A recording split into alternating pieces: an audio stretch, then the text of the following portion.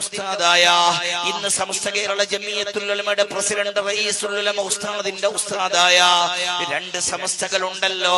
രണ്ട് സമസ്തകളിൽ നിന്നുള്ള പ്രധാനപ്പെട്ട വലിയ വലിയ ഉസ്താദന്മാരുടെ ഉസ്താദായ ബഹറുൽ ഉലൂം ഉസ്താദിന്റെ അടുക്കലേക്ക് ഒറ്റൊരു തങ്ങൾ ഉസ്താദിനോട് മാപ്പ് ചോദിച്ചുകൊണ്ട് ഒറ്റൊരു വാക്ക് ഒരാള്, അത് മഹാനായ ബഹറുൽ ഉലൂം ഒക്കെ ഉസ്താദ് വലിയ ആലിമും മഹാനുമാണല്ലോ, കടൽ പോലെയുള്ള ആലിമാണല്ലോ.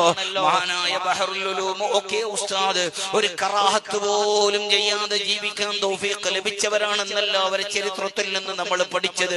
ഉസ്താദിന്റെ മുന്നിലേക്ക് ഒരാള് വന്നു. ആ വന്ന ആള് ബഹറുൽ ഉലൂം ഒക്കെ ഉസ്താദുമായി വലിയ ബന്ധമുള്ള ആളാണ്. ഉസ്താദിനോട് പലപ്പോഴും ബന്ധപ്പെടുന്ന ആളാണ്. ഉസ്താദുമായി പല വിഷയങ്ങളിലും ഉസ്താദിന്റെ കൂടെ നിൽക്കുന്ന ആളാണ്. ഒരു ദിവസം അദ്ദേഹം വന്നിട്ട് പറഞ്ഞു, ഉസ്താദേ, സൗദി അറേബ്യയിൽ ഇന്ന സ്ഥലങ്ങളിലൊക്കെ എനിക്ക് ഷോപ്പുണ്ട്, എനിക്ക് ബിസിനസ്സുകളുണ്ട്. പക്ഷെ എനിക്ക് പ്രായം കൂടുതലായതുകൊണ്ട് എനിക്ക് നടത്തിക്കൊണ്ടു പോകാൻ കഴിയുന്നില്ല. നാട്ടിലും എനിക്ക് ബിസിനസ് ഉണ്ട്. അതുകൊണ്ട് ഈ ഒരു പോക്ക് ഞാൻ സൗദിയിലേക്ക് പോവുകയാണ്. ഞാൻ തൽക്കാലം ബിസിനസ്സുകളൊക്കെ മക്കൾക്കും മരുമക്കൾക്കൊക്കെ മാറ്റി നൽകുകയാണ് വെച്ചിട്ട് അങ്ങോട്ട് ദുആ ചെയ്തു. ആ ദുആ ചെയ്തപ്പോൾ ഇദ്ദേഹം പറഞ്ഞു, ഉസ്താദേ, ഒരു ദുആ കൂടി എനിക്ക് വേണം. ഈ വന്ന ആള് ഒരു ഉസ്താദല്ല, ഒരു നാടനായ വലിയ കോട്യാധിപതിയായ കോടീശ്വരനായ ഒരാളാണ് അയാള്. ഒക്കെ ഉസ്താദിന്റെ മുന്നിൽ താഴ്മയോടെ ഇരുന്നു കൊണ്ട് പറഞ്ഞു, ഉസ്താദേ, യാത്ര ചെയ്യുകയാണല്ലോ, എവിടെയെങ്കിലും മരിച്ചു പോയാലോ, അതുകൊണ്ടൊന്ന് ഈമാൻ സലാമത്തിന് വേണ്ടി ദുആ ചെയ്യണമെന്ന് പറയുമ്പോ ബഹറുൽ ഉലൂം ഒക്കെ ഉസ്താദ് കരയുകയാണ്. മറുപടി പറയുന്നില്ല.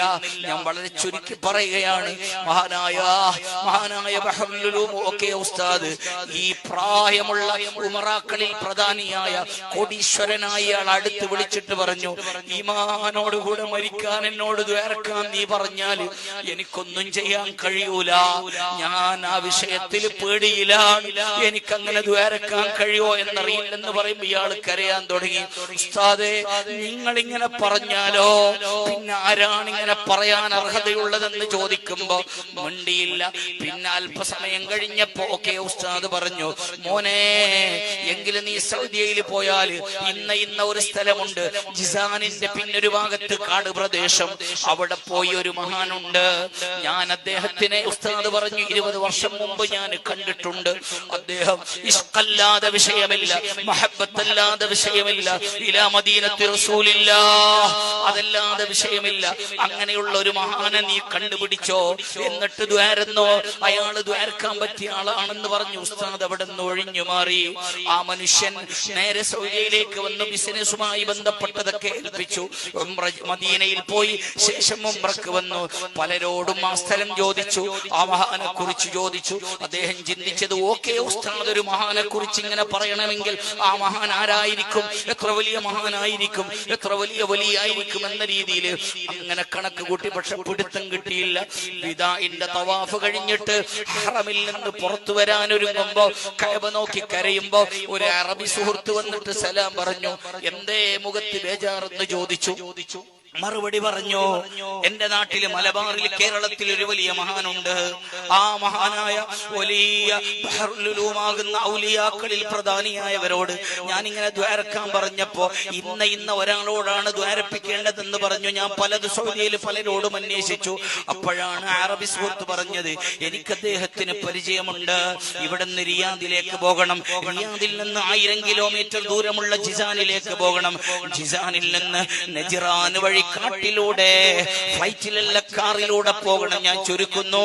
അങ്ങനെ ആ പറഞ്ഞ ലൊക്കേഷനിലേക്ക് അദ്ദേഹത്തിനെ കൂട്ടിയിട്ട് ഈ വലിയ ഉമറാക്കളിൽ പ്രധാനിയായ നല്ല ദീനുള്ള തഹജ്ജുദ് ഒഴിവാക്കാത്ത ഈ മനുഷ്യൻ കാറിലൂടെ ജിസാനിൽ ഫ്ലൈറ്റ് ഇറങ്ങിയിട്ട് ആ 800 കിലോമീറ്റർ വണ്ടിയിലൂടെ കാടിന്റെ ഉള്ളിലൂടെ നടന്നു. അവിടെ എത്തിയപ്പോ ഒരു ടെന്റ് പോലെയുള്ള സ്ഥലം, ദുഹാന്റെ സമയത്താണ് എത്തിയത്. പുറത്തു വന്നപ്പോ ഒരാളുണ്ട്. ചോദിച്ചു, ആ മഹാനെ കാണാൻ എന്തെങ്കിലും വഴിയുണ്ടോ? മഹാനെ കുറിച്ച് ചോദിക്കുമ്പോ അവിടെയുള്ളവർ പറഞ്ഞു അറിയൂല, എപ്പോഴും ഇബാദത്താണ്. 40 വർഷമായി ഈ സ്ഥലം വിട്ടു പോയിട്ടില്ല. ആകെ പോകുന്നത് 12 ദിവസം, 16 ദിവസം മാത്രമാണ്. റബീഉൽ അവ്വൽ 1 മുതൽ 12 വരെ മദീനയിൽ പോയിട്ട് അങ്ങട്ടിരിക്കും. പിന്നെ കാട്ടിലേക്ക് വരും. റസൂലുള്ളാഹിനോട് ഇഷ്കിന്റെ പേരിൽ, അല്ലാഹുവിനോടുള്ള ബന്ധത്തിന്റെ പേരിൽ ദുനിയാവ് മറന്ന ആളാണ് എന്ന് പറഞ്ഞിട്ട് പരിചയപ്പെടുത്തി പുറത്തുള്ളവർ ചുരുക്കുന്നു. ഞാൻ കുറച്ചു കഴിഞ്ഞപ്പോ അവിടുന്ന് ളുഹ്റോളം കാത്തു, അസറോളം കാത്തു, മഗ്രിബോളം കാത്തു, ഇശാഓളം കാത്തു. ഇശാ കഴിഞ്ഞപ്പോ അദ്ദേഹം ഒരു തിരിച്ചല് തിരിഞ്ഞു. പെട്ടെന്ന് പോയി സലാം പറഞ്ഞു. അദ്ദേഹം സലാം അടക്കി അങ്ങോട്ട് തിരിയാൻ ഒരുങ്ങി. വേറെ ഒന്നും സംസാരിക്കാൻ ചാൻസ് കൊടുത്തില്ല. ഒന്ന് ഞങ്ങൾ ഇന്ന നാട്ടിൽ നിന്ന് വന്നതാണ്, ഞങ്ങൾ ഈ സലാമത്തിന്റെ ദ്വാരക്കാണല്ലോ ഇത്രയെല്ലാം ഓടി വന്നത്. ഷാഹിന് അവകാശം കിട്ടിയില്ല.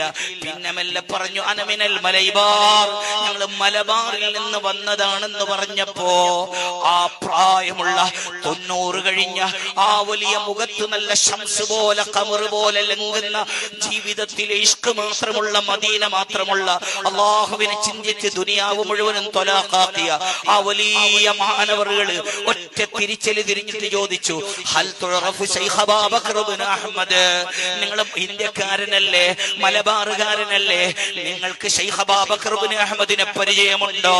AP ഉസ്താദിനെ പരിചയമുണ്ടോ? അപ്പോഴാണ് ഇവര് പറഞ്ഞത് ഞങ്ങൾ അവരെ ശിഷ്യന്മാരാണ്, അവര് ഞങ്ങൾ ശിഷ്യന്മാരാണ്, മുഹിബ്ബീങ്ങളാണെന്ന് പറയുമ്പോ പ്രായമുള്ളവർ ഒരു ദുനിയാവിന്റെ സംസാരവും ഇല്ലാതെ ആഖിറം മാത്രം ചിന്തിക്കുന്ന ഔലിയാക്കളിൽ പ്രധാനിയായ, എല്ലാ സമയത്തും ഫീ ഹാലിഹി വഫഅലിഹി വമഖാലിഹി ഫതതബഅന വതബിഅല്ല തഅദിലാ. ആ മഹാനവറുകൾ വടിമല്ല പിടിച്ചിട്ട് കുത്തിമല്ല പ്രയാസപ്പെട്ട് എഴുന്നേറ്റ് വന്ന ആൾക്കാര് നെറ്റിയിലേക്ക് ചുംബിച്ചിട്ട് പറഞ്ഞു ശൈഖ് അബൂബക്കറിനെ പരിചയമുള്ള ആളാണോ, അദ്ദേഹത്തിന്റെ തിൽമീദാണോ നിങ്ങള്? നെറ്റിയിലേക്ക് വിളിച്ചിട്ട് ചുംബിച്ചിട്ട് പറഞ്ഞു ഞാൻ അദ്ദേഹത്തിന്റെ മുഹിബ്ബാണ്, എല്ലാ ഖൈറാത്തുകളും ചെയ്തു കഴിഞ്ഞാൽ അദ്ദേഹത്തിന്റെ ആഫിയത്തിന് ഞാൻ ദുആർക്കാറുണ്ട്, ദീർഘായുസ്സിന് ദുആർക്കാറുണ്ട്. അപ്പോഴാണ് ചോദ്യം നിങ്ങൾ മർക്കസിൽ വന്നിട്ടുണ്ടോ, കേരളത്തിൽ വന്നിട്ടുണ്ടോ, ഉസ്താദിനെ പരിചയമുണ്ടെന്ന് ചോദിക്കുമ്പോ അദ്ദേഹത്തിന്റെ മറുപടി ഞാൻ ഇന്ത്യ കണ്ടിട്ടില്ല, ഞാൻ ഏത് നാട്ടിലേക്കും പോയിട്ടില്ല. എന്റെ ഒരു ശൈഖുണ്ട്, ശൈഖ് യാസീനുൽ ഫാദാനി. മർക്കസിലുള്ളവർക്കൊക്കെ അദ്ദേഹത്തിന് അറിയും, പേര് കേട്ടാല്. ആ യാസീനുൽ ഫാദാനിന്റെ മുരീദാണ് ഞാൻ. 30 വർഷം മുമ്പ് മദീനയിൽ പോയി ഞാൻ ഖിദ്മത്ത് എടുക്കുമ്പോ അവരോട് ഞാൻ എന്താണ് നിങ്ങൾക്ക് കടമ പൂർത്തിയാക്കേണ്ടതെന്ന് ചോദിക്കുമ്പോ യാസീനുൽ ഫാദാനി പറഞ്ഞത് ഈ കാലഘട്ടത്തിൽ സിദ്ദീഖുൽ അക്ബർ റളിയല്ലാഹു അൻഹുവിന്റെ പ്രവർത്തനം നടത്തുന്ന ഒരാൾ ഇന്ത്യയിലുണ്ട്, അത് ശൈഖ് അബൂബക്കർ ഇബ്നു അഹ്മദ് ആണ്. അത് നമ്മുടെ ഖാദിയായ ശൈഖുനാ സുൽത്താനുൽ ഉലമ AP ഉസ്താദാണ്. അവർക്ക് വേണ്ടി നിങ്ങൾ ദുആ ചെയ്യണമെന്ന് മുരീദായ ശിഷ്യനായ എന്നോട് പറഞ്ഞിട്ടുണ്ട്. ഈ കാടിന്റെ വനാന്തരങ്ങളിൽ ഞാൻ അല്ലാഹുവിലേക്ക് ഓർത്തിട്ട് എപ്പോഴും ആഫിയത്തിന് ദുആ ചെയ്യാറുണ്ട്. 90 കഴിഞ്ഞ ഉസ്താദ് നാളെ മുതൽ കേരള യാത്ര ആരംഭിക്കുമ്പോ നമ്മുടെ മുന്നിലെത്തുമ്പോ നിങ്ങൾ ദുആ ചെയ്യണം, അല്ലാഹു ആഫിയത്തുള്ള ദീർഘായുസ്സ് നൽകട്ടെ.